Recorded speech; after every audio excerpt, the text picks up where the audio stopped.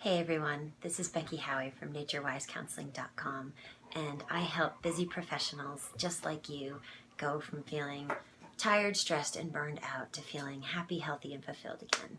And what I'd like to talk to you about today is how perfection is a myth that sets us up for failure. Now, what do I mean by that?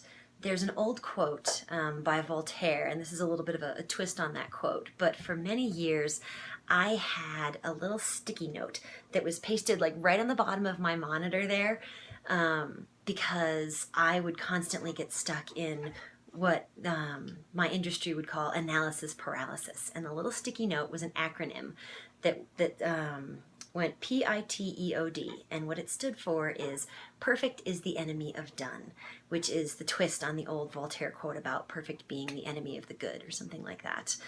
And what that means is that oftentimes when we strive for this ideal of perfection, like what would be happening if my dog wasn't over here trying to say hello right in the middle of my video, but when we strive for perfection, what we often end up doing is getting stuck.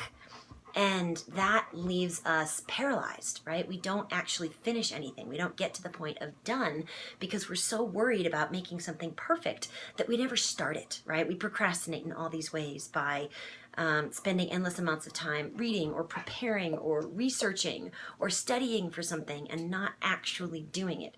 Case in point, I sat here staring at the outline for my little script, for quite some time, and I just noticed that I needed to start. Right? Because when we get stuck in that analysis paralysis, right, it adds all kinds of additional unnecessary stress and strain on our systems, right? Versus if we just take the first step towards doing something, then that sort of momentum that we build will help us go through and actually get to completion, right? And when we worry about trying to make something perfect, when we worry about failing at something, then we miss out on all kinds of opportunities that we could have had. We don't take chances that we might have otherwise taken that could have gotten us closer to something that we really wanted.